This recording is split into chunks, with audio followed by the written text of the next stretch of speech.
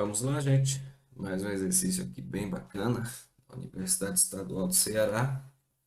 Universidade bem conceituada, faz muitas questões bem elaboradas, tá? Veja essa. A regra de Hang, como o próprio nome indica, foi formulada pela primeira vez em 1927 pelo físico alemão Friedrich Hang. Ele partiu diretamente da estrutura nuclear, já conhecida e medida, das moléculas e tentou calcular as orbitais moleculares adequadas por via direta, resultando na regra de Hund.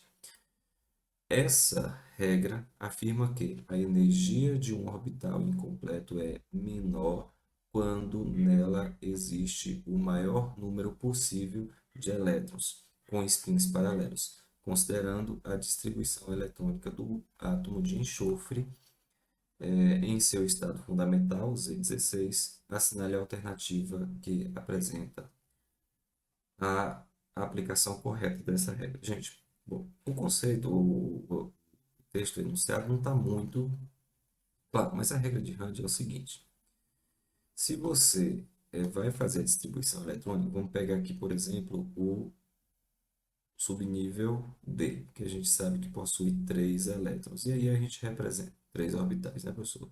E a gente representa esses orbitais por três quadradinhos. Se eu tenho, por exemplo, 5 elétrons para fazer a distribuição nesse orbital, o que nós vamos fazer? Começar a distribuição a partir daquele que é menos energético. Então, esse primeiro elétron, nós vamos preencher aqui, depois o segundo, depois o segundo. Ou seja, a regra de Hang fala que eu não posso emparelhar elétrons, né, e deixar espaços vazios. Então, primeiro eu distribuo todos os espaços, se for, né, se a quantidade for suficiente para fazer isso. Depois a gente continua fazendo a distribuição nessa ordem, tá? Nessa ordem dos demais elétrons que faltar. Então, aqui a gente conseguiu fazer a distribuição eletrônica dos 5 elétrons, cumprindo a regra de Hang. Professor, como é que seria uma situação em que a regra de Hang não seria respeitada? Nós temos algumas situações possíveis, tá? Por exemplo, digamos que eu tenho aqui dois elétrons, e aí a gente distribui um elétron com spin para lá, outro spin para cá. Pronto, distribui dois elétrons dentro do mesmo orbital, de modo que a regra de Hang não foi obedecida. Então, dois orbitais paralelos, ou dois elétrons paralelos no mesmo orbital, e dois orbitais vazios. Isso não pode acontecer.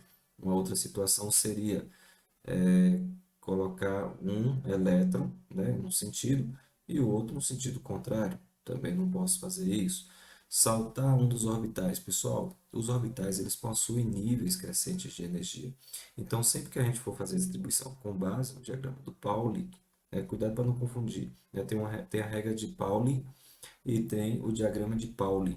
São dois estudiosos diferentes. A regra de Pauli, por exemplo, é Linus Pauling também. Ele fala que não é possível colocar dois elétrons paralelos e deixar espaços vazios. Inclusive, eu fiz um exemplo aqui, mas resumindo, quando a gente faz a distribuição eletrônica, primeiro nós temos que preencher os níveis menos energéticos. Tá? Por quê? Porque a sequência do diagrama de Pauling cresce à medida que cresce também os níveis energéticos. Tá bom? Então, veja só. Só com essa explicação, o que nós temos? Esse subnível aqui, o subnível P, veja que o examinador dividiu ele nos seus orbitais, ou seja, ele construiu aqui uma representação x, y, z, que representa, na verdade, aqueles três quadradinhos que eu estava colocando ali ao lado. Se a gente for analisar esse subnível P, da forma como o examinador colocou, eu posso, inclusive, enquadrar ele dentro desses quadrinhos aqui. Ok? Então, veja bem, o que a gente tem aqui para distribuir os 16 elétrons do enxofre? Provavelmente o examinador deve ter colocado aqui a quantidade 16 em todos, mas vamos lá. Aqui, ó, 10, 10, 10, 10, 10, ok. 10 com 2, 12, e aqui nós temos 16 com mais 4. Só que é o problema. Estão vendo que o subnível, né, o orbital Z que está no plano Z, O subnível P tem 3 orbitais, cada um está em um plano. O eixo X, o eixo Y e o outro orbital no eixo Z. Então, são os 3 orbitais que formam o subnível P. E o examinador representou isso aqui de maneira clara. O que aconteceu com essa distribuição? Eu coloquei 2 elétrons no orbital X, 2 elétrons no orbital Y e deixei o orbital Z incompleto. Não pode ferir a regra de Hunt. Próximo. Aqui eu tenho preenchido, ok? 12, 12 com mais 4, tudo ok. Nossa resposta é essa, professor, por quê? Vamos lá. Ó, preenchi, aqui eu tenho 10 elétrons, depois preenchi o subnível S3, S2, ok? 12, faltam 4. Então, preenchi o subnível X, ok? Ou melhor dizendo, o orbital X preenchido. Os 2 que sobraram, eu distribuí. Na verdade, eu fui distribuindo. Distribuí o primeiro, distribuí o segundo, distribuí o terceiro e voltei fazendo o quê? Os paralelos. E, por conta disso, essa vai ser a nossa alternativa, tá bom? A letra C, o mesmo problema que eu tinha comentado aqui, ele deixou o orbital X sem nenhum elétron, emparelhou dois outros, tá? Não pode. E além do mais, ainda quebrou a sequência aqui do Linus Pauling.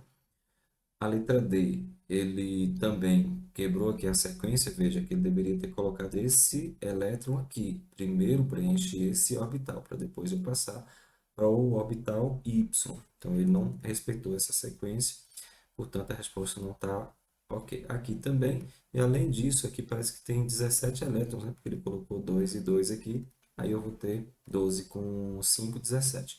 Letra E também, duplo erro aí. Pessoal, questão aí bem interessante, tá? Gabarito correto, portanto, letra B.